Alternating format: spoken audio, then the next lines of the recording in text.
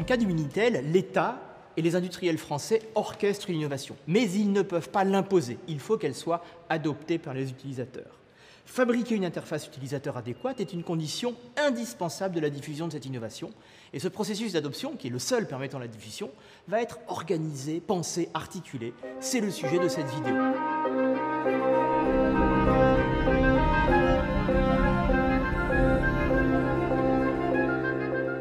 Alors il faut bien se remettre dans le contexte de l'époque. Les Français, et en particulier les ménages, ne sont absolument pas acculturés à l'informatique, encore moins à la télématique. Ils ne savent pas ce qu'est un clavier ou un écran. Il n'y a pas les usages, il n'y a pas la compréhension des enjeux, des phénomènes et de la valeur que tout cela peut produire.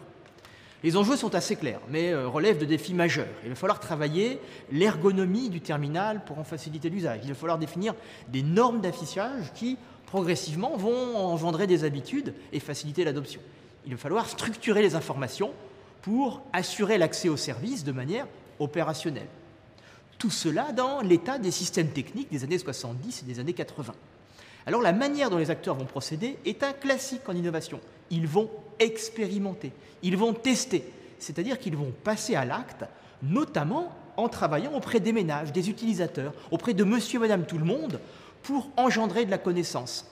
Quand on ne sait pas où on va, on avance, on produit quelque chose, et ce quelque chose nous renvoie une connaissance sur l'innovation que l'on a imaginée, ce qui permet de la modifier, de la faire connaître et de la légitimer auprès de ceux auxquels on s'adresse.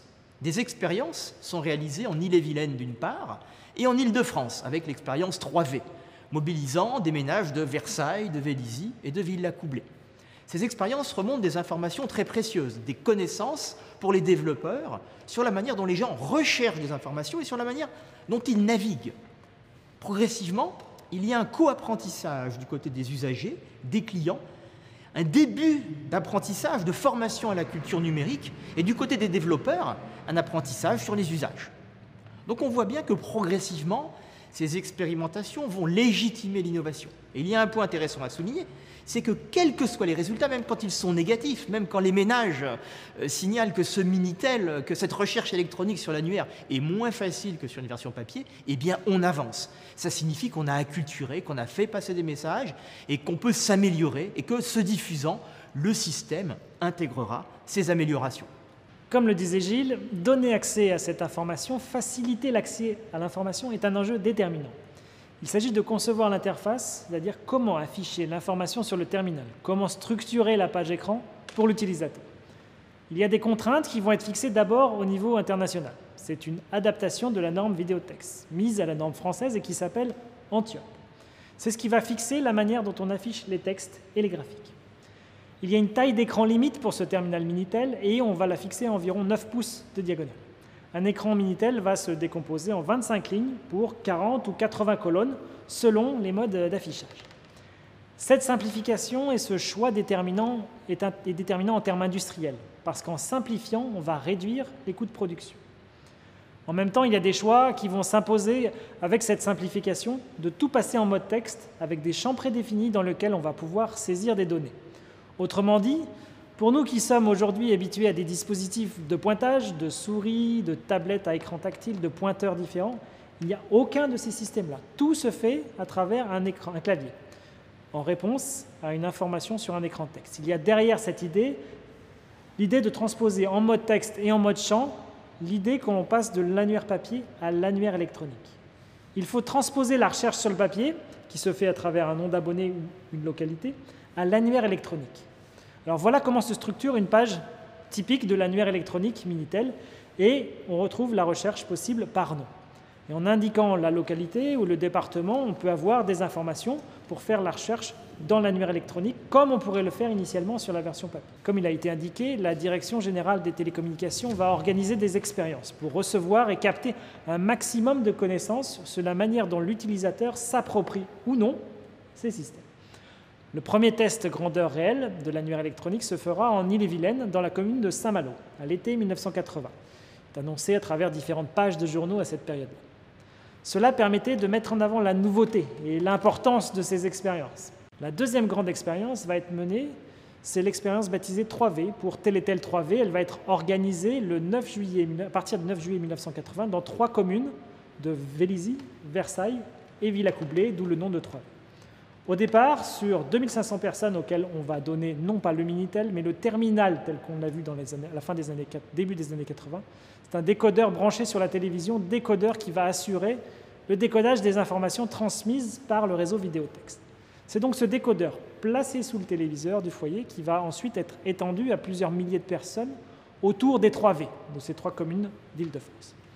Ces expériences sont décisives parce qu'elles feront remonter toute une connaissance sur la manière de structurer l'information. Entre 1980 et 1982, l'essentiel de la structure de l'information va être fixé grâce à cette connaissance qui remonte du terrain.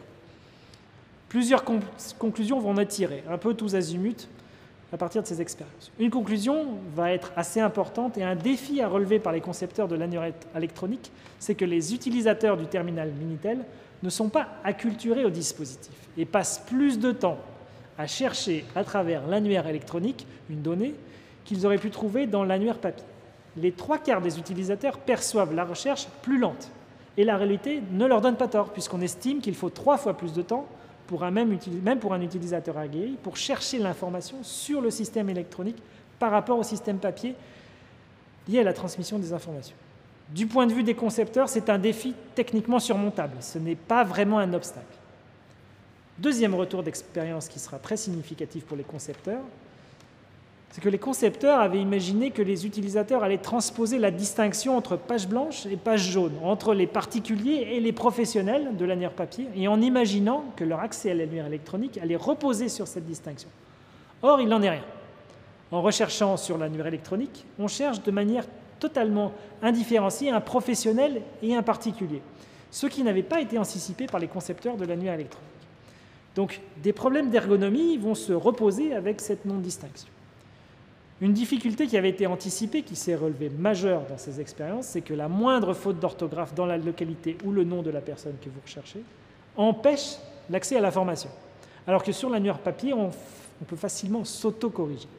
Sur l'annuaire électronique, on ne peut pas. Donc l'utilisateur doit se plier aux exigences de la machine pour que le service soit performant. Donc il va falloir imaginer des moyens de contourner cette difficulté. On s'aperçoit à travers toutes ces expériences aussi que selon l'âge de l'utilisateur, il y a une utilisabilité qui est très différente. Et le clavier doit être aussi adapté à ces différents usages, à ces différents âges d'utilisateurs. Une erreur de conception est restée dans les mémoires. C'est l'utilisation du clavier alphabétique. Nous sommes tous habitués aujourd'hui à des claviers AZERTY et non aux touches organisées de manière alphabétique. Et les concepteurs des premiers terminaux Minitel ont imaginé que les Français n'étaient pas encore acculturés au clavier écran et donc il fallait leur donner un clavier simple en mettant les lettres dans l'ordre alphabétique. Ça a été une erreur de conception parce qu'en fait des claviers, il en existait dans les foyers, mais sous une autre forme, sous la forme des machines à écrire. Elles étaient conçues avec le clavier AZERTY dédié à ces machines à écrire. Bon nombre d'utilisateurs avaient connaissance et avaient l'habitude de ces claviers AZERTY. Et ils se sont retrouvés paradoxalement face à une difficulté d'apprendre à utiliser ce clavier qui leur propose un système d'ordre alphabétique. Il faut savoir que plus de 100 000 machines ont été livrées en Ille-et-Vilaine avec ce clavier alphabétique, qu'il a fallu ensuite retirer de la circulation.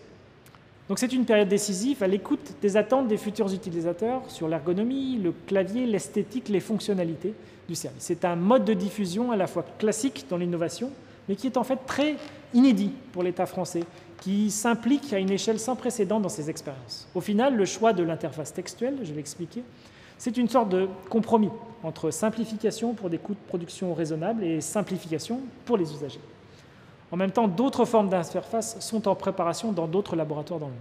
En particulier au Xerox PARC, on est dans la Silicon Valley, on imagine déjà les souris, les icônes, les menus auxquels nous sommes aujourd'hui complètement acculturés.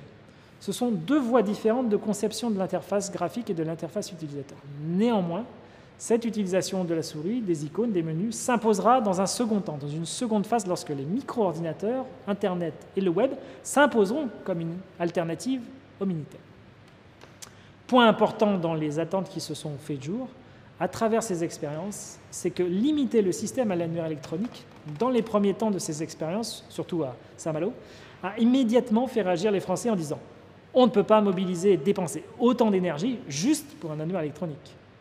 Donc ça va être un stimulus pour générer d'autres choses, proposer d'autres services Minitel. D'un côté, le Minitel, par les choix et les compromis apparaît comme très rudimentaire, et en même temps, il aura un succès considérable, en tout cas à l'échelle nationale. Ces expériences sont très importantes aussi parce que les résultats vont être orchestrés, diffusés, ils vont permettre une standardisation pour les futurs services Minitel.